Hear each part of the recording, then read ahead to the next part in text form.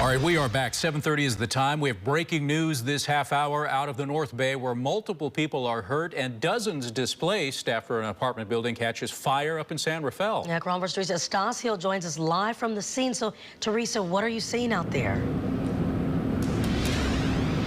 Well, it is a very intense scene out here in San Rafael. I have Craig Pomsford. He was out here trying to battle the fire because his home was on fire. Kind of give us the details where we're at, that kind of aspect. 5:30 in the morning, all of a sudden you saw flames. Yeah, so we heard a lot of screaming. We live on the second floor of a building 2 doors down from the fire. Lots of screaming happening. We looked out our window and the whole canal was glowing. And people were telling people to jump, and I threw on my shorts and a jacket, ran out the door, and just because of Sonoma Napa fires, I've been involved in some fires. I started grabbing hoses and hosing down our building and bushes, and we have a dock that was catching on fire, and I just was doing my best to try to save our facility. In the meantime, watching this inferno going off next door to us. I was going to say, just to give proximity of where we're at, the fire that we're talking about is that house right there, right, Correct. Craig? Yeah, this is a us. multi-unit, right? Yeah, I think there's probably 8 units in there, is my guess, 8 or 10. Yes. Okay. You don't believe, we have heard from fire officials that no one was seriously injured, but we do know that there were some injuries. I believe some people had to jump off their balcony on the back on the water side, but I didn't actually see it myself, so I don't know.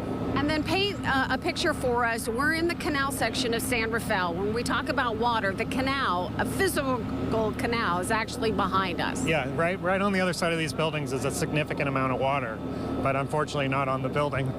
Right. Yeah. Any idea? I mean, it's way too soon to even guess what happened out here, but did you hear anything? Was there any kind of indication of what may have caused this? No idea what caused it. It was already an inferno when we heard it, but it was some loud explosions that took place right around 5:35, 5:40 in the morning. So just walk back. You heard a loud explosion and then all of a sudden looked out. No, we heard the screaming first, looked out, and then there were quite a lot of big booms. No idea what those are. Yeah. That will obviously be investigated right now. I just want to kind of have you step this way, Craig, so that we can take a look behind. We've got a large ladder truck that's going down, blasting water. When you came outside, how high were the flames? Kind of paint that picture for us. This place was, it was unbelievable inferno, and maybe we were 100 yards away from the building, fighting the fire on this side of the building, and we could feel the intensity of the heat right there, and all the water that I was spraying onto the dock and the fences and all that was steaming because it was so hot right there. You have, when I came to the scene, you were out there with your dog, your family. I mean, this must have been such a scary situation. Very scary. I mean, all of us in the Bay Area are very triggered by fire. And I have family in Napa and Sonoma Valley that have been evacuated many times. I have helped fight and save houses up there in my past. So my instincts just kicked in to grab hoses and start getting everything as wet as possible as quickly as Minutes possible. matter in those situations. It sure does. I mean, the embers it was amazing. It was like a storm of embers coming down on our building. And so you knew, just certainly. get everything as wet as possible. Absolutely. Yeah. Firefighters pretty quick to get here? I didn't think it was so fast. I mean, I wasn't in the front of the building, so I didn't see, but it seemed to me it took a long time to get water to the back of the building. So I definitely am a little concerned on how quickly. And the fireboat, it took about an hour for the fireboat to get here. And challenging out here, again, so that people who don't know this area, this is a densely populated area in San Rafael. Extremely densely populated, and I've always been concerned about the population here as being so dense, but without a doubt, that's a lot of people here. One thing I wanted to kind of show, if Russ, my photographer, can kind of paint a picture, again, so that people just have a good frame of reference. When we talk about densely populated, I mean, these are some of the people impacted. Over here, we've got the fire department, the police department, we've got Red Cross that has come out here, set up. Again, this is an area impacted tremendously because of this. Yes,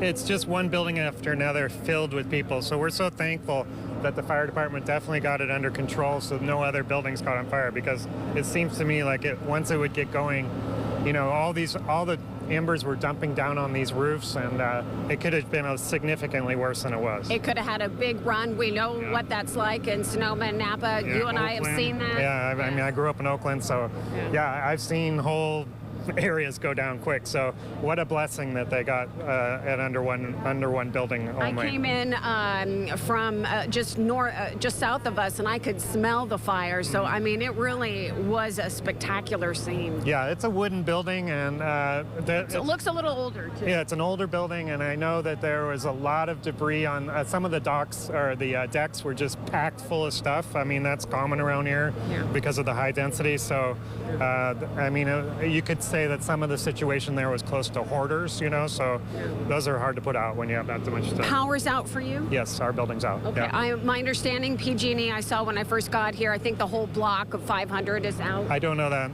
I just know my building is out. Okay, Yeah. and then this is also an area where there's a lot of families, lots of kids going back to school and so forth, so certainly widespread. Yeah. Yeah, I mean, normally this area is bustling right now because we're heading to school and work, so yeah, we're all on a different schedule this morning. Okay, well, Yeah. I'm so glad, Craig, that you and your family are okay.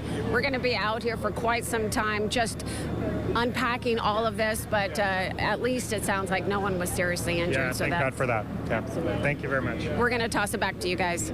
Lisa, real quick, some of our early information was that the Red Cross was on the way to help all those folks that you were showing us. Can you confirm, are they there yet? Thank you. I haven't physically seen Red Cross, but I know that the San Rafael Police Department has set up a tent. I have seen some people hand out water. I haven't seen their uniforms, so I'm not exactly sure if that was actually Red Cross, but I know that there is help that has been established here in the community to help those so much impacted by this, James. Absolutely. All right, Teresa, thank you so much. Clearly an evolving situation there, and we'll come out for more updates throughout the morning.